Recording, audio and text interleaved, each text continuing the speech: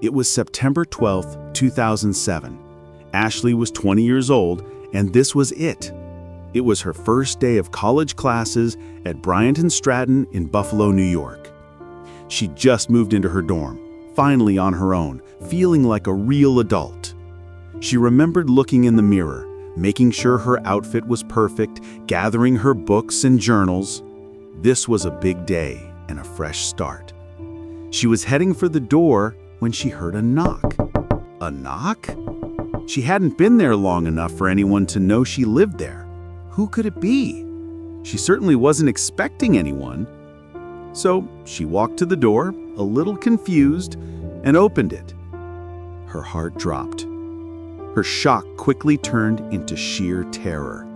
Standing in the hallway were two police officers, their faces grim. Her mind raced, not because she'd done anything wrong, but because of the trauma she'd already endured. Her biological father died suddenly when she was 13 from a heart attack. It shattered their family. Then her mom remarried, and her stepfather, who'd raised her since, struggled with depression. He seemed okay, but not long after her biological father's death, her stepfather took his own life.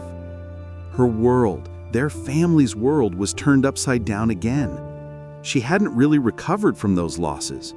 Now she was here, trying to be an adult, trying to stay strong. But seeing those officers, she just knew they were there to tell her someone else she loved had died. That awful feeling in her gut was suffocating. But when they spoke, it wasn't about another death. It was about her family. They said they needed to talk about her biological father who had passed away 7 years ago. "My dad?" Ashley asked, confused. "What about him?" Then they dropped the bomb. "Ashley, we exhumed your father.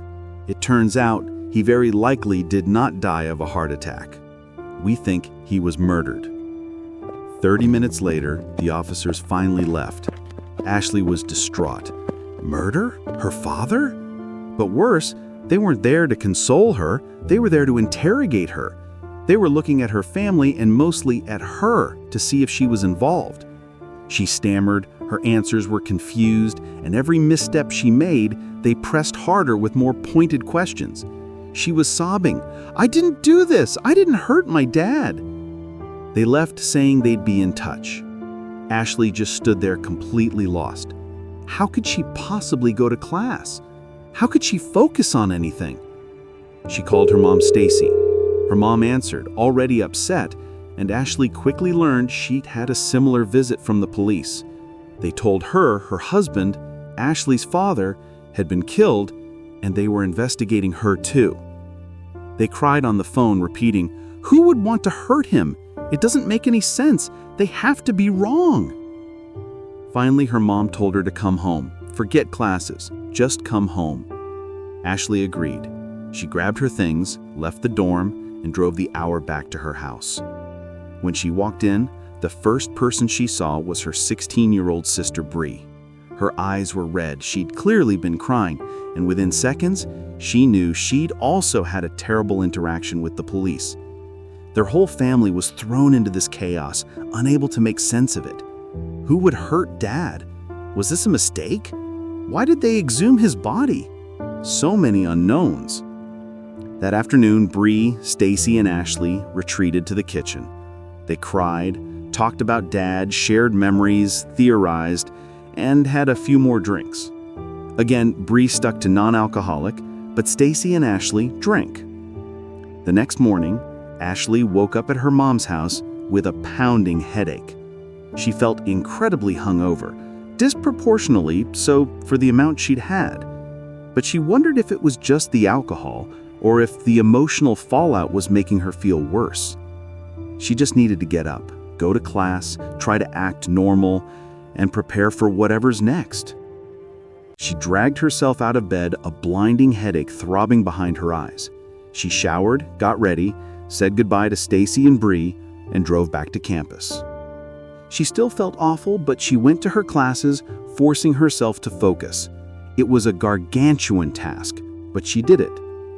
By her last class, the hangover fog began to lift. She started to feel normal again. When she left the lecture hall, she felt good enough to drive straight back to her mom's house. That night, just like the one before, they sat in the kitchen. They cried, talked about Dad, shared memories, theorized, and had a few more drinks. Again, Bree stuck to non-alcoholic, but Stacy and Ashley drank. The next morning, Ashley woke up and her head was throbbing even worse than the day before. But that wasn't the first thing she noticed. Her eyes opened, and she didn't know where she was. The room looked different. As her vision adjusted, she realized she was in a hospital room. Panic seized her. She looked for Stacy or Bree, but they weren't there. Only 2 police officers sat against the wall. When they saw her stir, they stood and walked over. They told her she was incredibly lucky. Stacy had found her unresponsive in bed that morning and called an ambulance. They rushed her here and she was stabilized, but she had been dangerously close to full organ failure. She almost died. Before she could ask what was happening to her, what was causing her body to shut down, the officers exchanged a look. One pulled a piece of paper from his pocket and handed it to her. "You need to explain yourself," he said. It was a confession note. It turned out Ashley's stepfather had died from drinking antifreeze. Investigators thought it was strange. Drinking antifreeze is a slow, agonizing way to die. It raised suspicions. And if something was off with his death, what about her biological father who had died years ago? They exhumed his body, and during the autopsy, they found antifreeze in his remains too. So now, back in that hospital room, the officers had given her that note. It was a suicide note and a confession. The writer claimed they had killed Ashley's biological father and her stepfather. And now, because of the blood on their hands, they were going to take their own life. It was signed with Ashley's name. Ashley.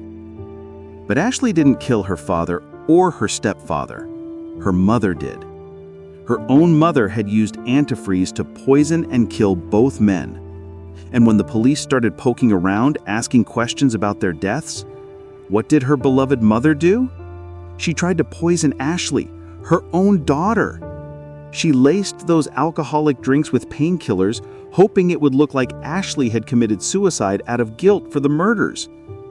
But she called the ambulance a little too early. The first responders saved Ashley's life. She was apparently within 15 minutes of dying when she arrived at the hospital. Ashley's mom, Stacy, was convicted of 2 murders and the attempted murder of her daughter. She was sentenced to 51 years in prison, where she eventually died in 2016.